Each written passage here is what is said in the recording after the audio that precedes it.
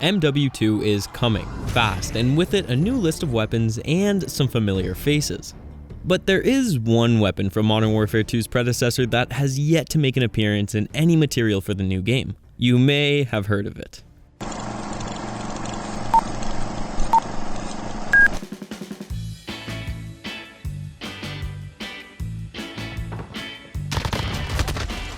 He took out a VAL! He took out a VAL!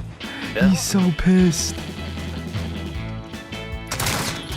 Hi, buddy. Well done, boys. Was that a VAL and a 725? Yeah, bro, it was. I don't know if he had a VALs up there. Yep, there we go. Stop the clock! Oh, AS VAL already, bro? Okay.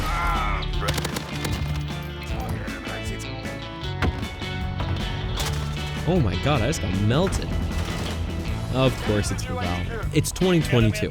Who is still using the VAL? The AS VAL, or VAL for short. You see, normally guns in Call of Duty are all about trade-offs. A high damage usually means a lower fire rate and vice versa. But the VAL takes this age-old philosophy and decimates it. Its most defining characteristics are colossal damage and a blistering fast fire rate. At its most optimal range, it's a 3-shot kill. Anywhere, to the foot, to the head, or to the shoulder. And while that's pretty normal for the Modern Warfare assault rifles, it's the rate at which those bullets are violently ejected from the VAL's barrel that makes it one of, if not the fastest killing ARs in the game. Which is why it's a divisive weapon. You either love the VAL, maybe a little too much, or hate it, and that relationship is dependent solely on if you're the one holding it or staring down its barrel. In simple terms, it's good. Like really, really good. One sec. Okay, but before we talk about the specifics, we need to talk about what this weapon brings along with it. First off, with the VAL, there is nowhere to hide. You can't blame a lost gunfight on your enemy using a meta gun because this is the meta gun. So if you get slapped, it's your fault. And the second thing that comes along with it is a reputation. You see, this gun is often regarded as a tool used by players to compensate for a lack of skill. Now, whether or not you buy into that is completely up to you, but either way, it's why this weapon is so widely used and criticized at the same time. Now, I am not here to put all those who use this weapon on blast for how unbalanced this gun may be, and I'm also not here to offer a defense to all those who use it. I'm simply here to show you the VAL for what it is. Powerful, versatile, but also not perfect. And to illustrate this, I'm going to take a look at a couple forms this weapon can take, starting from the most common to a build so outlandish it changes the way the game is played completely. So let's begin with the most popular version of the VAL that I've come to calling the Unoriginal, which looks like this: a 30-round mag, this barrel, and honestly, the rest is up to you. But a good rule of thumb when using the VAL is to use any attachment that reduces recoil, because this gun actually does kick like a horse.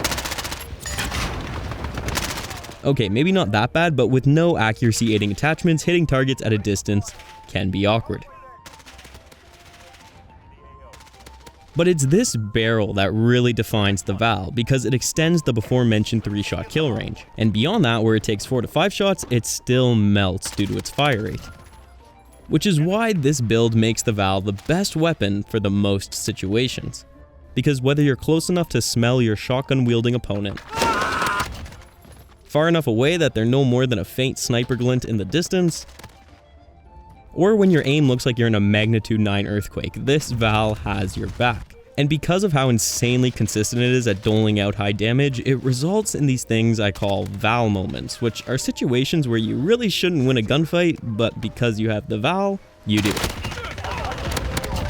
Like this guy, who has a much better position than me, but the VAL doesn't care about positions. This guy, who admittedly got the drop on me due to his impeccable camouflage, but once he made himself known, it wasn't exactly a lengthy fight. And of course the times where your opponent shoots first, but your VAL shoots last. Now these moments can make a video of their own, regardless of how uninteresting that video might be, but let's get back to the weapon. Oh, there's no way. You can tweak this build in a couple ways. You can deck it out for accuracy and eliminate as much recoil as possible, or change it completely to maximize movement and hipfire, and boom, you have one of the best SMGs in the game. Oh my god, I just fucked the leg. But at their hearts, these are still VALs, so they do the things that VALs do. They shoot fast, they kill fast, and you get insulted fast. They're trash, bro. We've got the hard point. But honestly, these are worth less than their parts. The Unoriginal is just better in far more situations, so building the VAL for a specific purpose is just kind of limiting this gun's potential. But this build does have an even more hated counterpart that you can't not talk about when discussing the VAL. The exact same setup, but with frangible disabling. Quick side note, if you don't know what frangible disabling is by now, it just gives your bullets a semi-stun effect when hitting people in the legs. Now I don't know which sadist at Call of Duty headquarters came up with this thing, but personally I am not a fan of this perk for two reasons. One, I want to see and feel my attachments, not some passive ability where I can only tell if it's working based on what my opponents are saying. Dude, imagine using an AS VAL with disabling it and still fucking losing. Oh, Joe! Imagine. Oh my gosh! Fucking Wow. imagine. Look at you sweating your dick off. You can't This is win. where the AS VAL will just absolutely end anybody post quarters like that. Using the best gun in the game with Alright, dude, I think that's it for me. I'm pretty tired. Alright, man. And Take it you're easy. still And two, the AS VAL kills so fast that putting disabling on it is like strapping a C4 to a nuke. It might make a bigger explosion, but who's gonna notice? But anyway, you see the VAL and disabling together often just to maximize toxicity, so it's worth a mention, but let's get back to the video. Now it's not all great. Like I said, the VAL isn't perfect. First off, the bullets move very slow. If someone is standing still or moving towards you,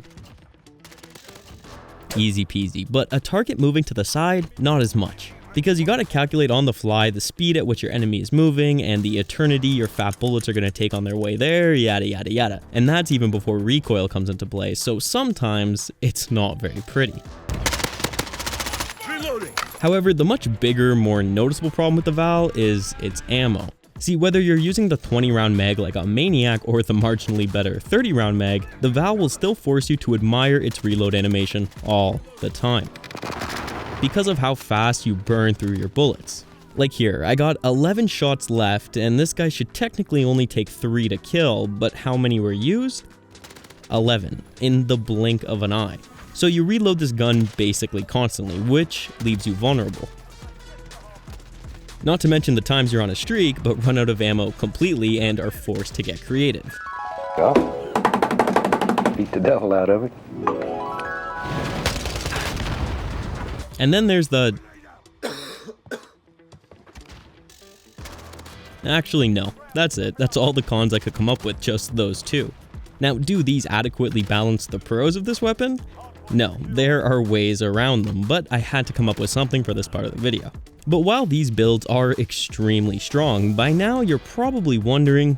Bash, how does it feel to use the easiest gun in the game? I just want to know.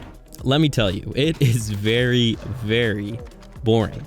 The VAL is just like every other AR in the game except more powerful, so it doesn't leave a lot of room for fun. So for the remainder of this video, let's talk about how to actually make the AS VAL fun to use. And the key to this is the 10-round SPP mag. Now this is by no means a nerf to this weapon. You could argue it's actually the opposite. It turns the VAL into a 2-shot body shot or a 1-tap to the head. But because it's semi-auto, you have to be a little more careful about which fights you take. Now typically these rounds are used in its intended way, with the rest of the VAL built as a sniper, which is the next build on the list. Now how does it perform as a sniper? It's alright. Not the best for long-range marksmanship because of the bullet velocity and the kick, but if you just hang back a little and pick people off as they're coming toward the objective, you're sure to score some kills. But we're talking about fun, so let's talk about aggressive sniping with the VAL. Being in the throes of action with this gun is genuinely a lot more fun, rewarding, and surprisingly effective at, again, getting insulted. Bash it, dog. But I know, when you hear the word sniping and aggressive in the same sentence, it begs the ultimate question. Can it quickscope? Absolutely.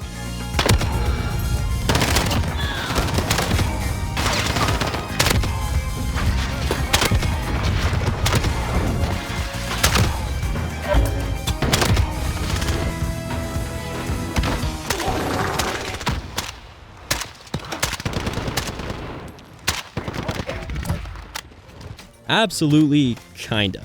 So quickscoping with this thing is by no means practical. It feels really weird and you get a lot of hit markers. But because of how satisfying it is at least worth a try when your performance isn't a priority. But if you do care about performance, just hardscope. You'll have a much better time because those 10 bullets are very deadly. So the sniper val is some good fun, especially when compared to its automatic counterparts. But I don't think it's the best way to use these 10 rounds. The best way, and the build I was hinting at earlier that completely changes the game, is this. Built for hipfire with the 10 round mag.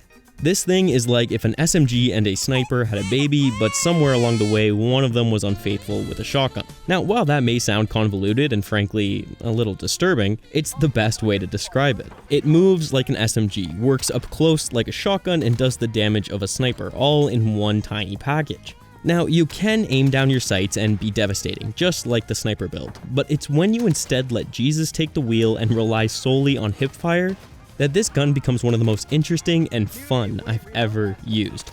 Let me explain. First off, you have no control where your bullets are going. You just guide the crosshair and the val takes it from there. It's like those panic throwing knives. Sometimes they hit and you're all good, and then sometimes they don't.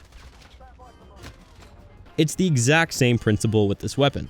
The val will either decide that it's time for whoever you're pointing at to die, or will show mercy and let them live, and you have no say in the matter. This guy, it was his time. This guy, it was not. Their time? Not their time. This guy's time was written in stone because I have absolutely no idea how I hit him, even watching the footage back. And these guys, oh, you don't see these guys? Oh, me neither, but the val does, and it's made its decision. It's their time. But you don't know when or if this gun is gonna work. It can take one bullet, it can take a couple, or it can take all 10. This subtle RNG adds this uncertainty to every gunfight that gets your blood pumping. And just when you think someone has gotten away, you realize the val works in mysterious ways. Now, you can help the val along in its decision making by closing as much distance as possible, which leads to some cool moments. And then there's the clutch moments where the random trajectory of a bullet sends it on a path directly to the skull of an enemy player, leading to that sweet one shot.